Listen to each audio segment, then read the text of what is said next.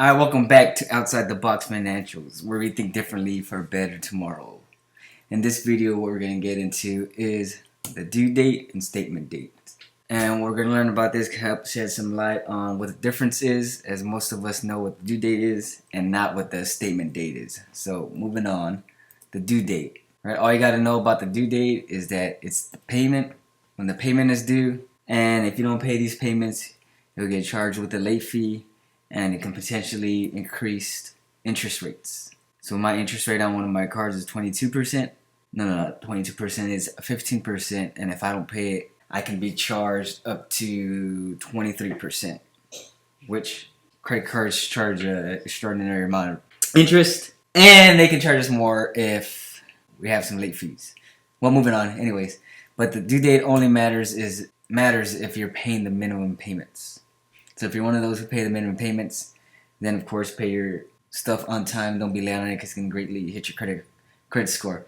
But with velocity banking, the due date really does become irrelevant. And more with velocity banking in my other videos, or watch one of my last videos, or watch some other people with what velocity banking can do for you. Alright, going a little bit more into the due date, I took one of my payment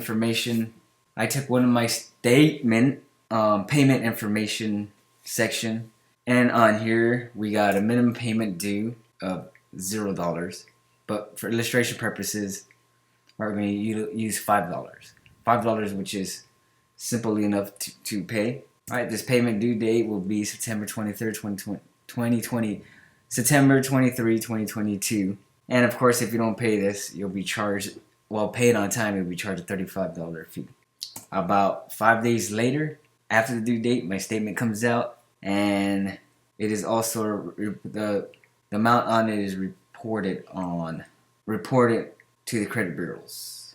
If I only paid the minimum payment of $9,124.52, which is the new balance, it'll take 28 years to pay off, and I'll have paid $23,052 in interest, which is a little over 2 times the amount I've used, which none of us want that. But wait, hold on.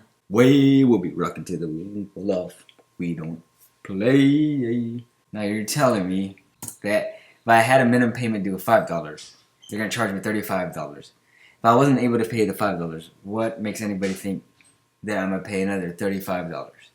And this is how you get stuck in a hole, correct? You get stuck in a hole trying to pay off this card. That as you get more and more late payments, you keep charged. You keep getting hit with the $35 and interest.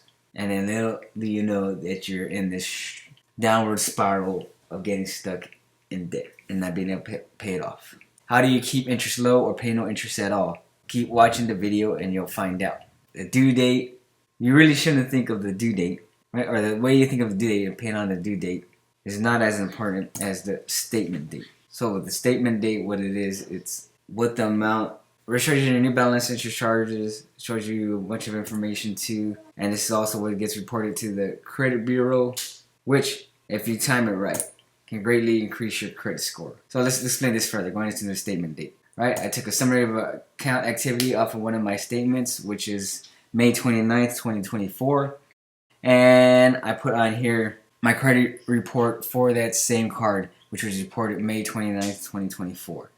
So you see my previous balance was $9,916.20. I made payments of $11,696. There's credits of $7.15, which comes out to negative $1,786.95, which is credit on that card, not my balance. But going further, I made new purchases of $5,725.48, which comes out to a new balance of $3,938.53. This is the number that gets reported to the credit bureaus, which was, again, I said it was reported May 29, 2024, $3,938, which is a 39% utilization on my credit card. So if you can time this correctly, then you can greatly improve your credit score, because if you have a 50% credit utilization, you're able to get it to, like, say 25%. It'll increase your score tremendously. Time correctly while using velocity banking, you can not only pay your stuff. Well, you can not only keep interest down and pay off quicker, you can also get your credit score up. Moving on, I got interest charge calculation off one of my statements. And on here, you'll see it's 22.15% for my APR. Right? So how not to pay interest is if you're looking down here and we read the statement they have down here. Will not charge you any further interest if you pay your entire new balance by your payment due date. Alright, so what is the new balance? And what balance is used to calculate interest? Alright, move forward. So I must not know what to do since I got hit with an interest charge of $168.91. But we're not going to allow this to keep happening. Let's see how the new balance is calculated. Taking two of my statement summary account activities, right? A statement closing date of August 29th, 2022 and September 28th, 2022. Right? The previous balance on my September statement was $9,124.52. The new balance of my August statement was $9,124.52. So the new balance for the next statement becomes your previous balance. So on the September statement, I had made payments of $10,939.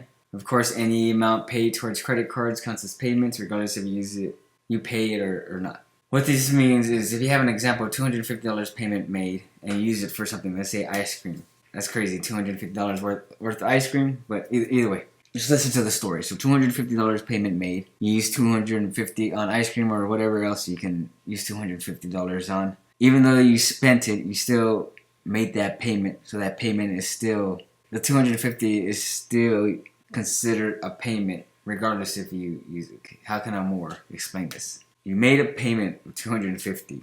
That payment is still made, so even if you used it, it doesn't wipe away the payment. The payment still counts. So that can clear up and open up some cash flow. That can cancel out the payment because you already made it, and potentially opens up some cash flow if used correctly. And in this example, of course, you're using it for a want, but if you use it in the correct way, it can greatly help you out. Let's move on. So I have credits of $150.49. Made new purchases of $10,504.69. Right? There's no cash advances. You definitely don't want the cash advances because they charge you crazy interest. Right? No balance transfers, no fees charged, and look, I have an interest charge $0. And why is that? Well, we'll get to it. But now I have a new balance of $8,539.72. Right? This $8,539.72 would become the previous next balance in my next statement, which would have been October 29th,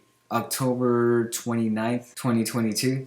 And the way I get no interest charge is that new balance, right, for October, which becomes my previous, payments need to be made. It doesn't need to be paid off necessarily. It's just payments need to be made that equal or exceed the $8,539. If I make those payments, and even though I spend that same amount afterwards, within that still statement period, I will be charged with no interest. Moving on. Going further into explaining some of the interest and how I was charged $0. Right, I'm using the statement closing date, my statement closing date, as I had on the other slide of September 28th, 2022.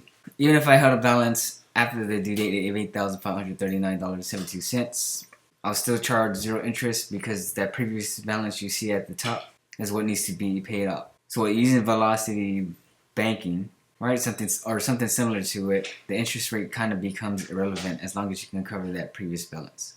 And of course, using it the correct way instead of buying once all the time, right? Or even if you bought once but it's right calculated within your budget, will assist in getting you to pay no interest and paying down your balance or paying off the credit card even faster. The reason being is as long as my payments are made, including credits, meet or exceed the previous balance of $9,124.52, which it did because it was $10,939. Meet or exceed my previous balance of $9,124.52, which it did at $10,939. I would be charged no interest. So velocity banking and no interest charge means extremely fast payoff. And basically, it's just like you're not even getting charged to use that money. So almost like a free loan. Now, this is my statement, and if I had made no new purchases, balance would be $0.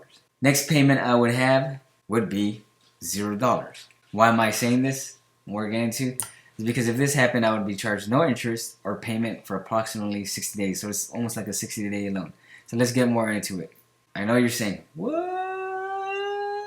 Yeah, you're probably not saying that, but let's get into it. I got 2 of my summer account activities right here off my statements.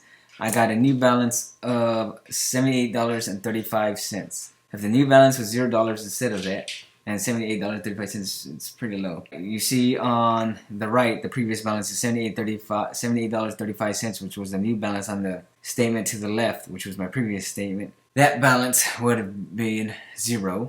This would be for the first 30 days. All right, the new balance of $9,386.31 on the right side would need to be paid in the next 30 days. So I get that first 30 days, and then I'll get another 30 days until that new balance had to be paid off. I'll still get a due date 5 days before, which I had to pay that minimum payment. Well, essentially, I'd get about 60 days. So to simplify this more, let's get into it.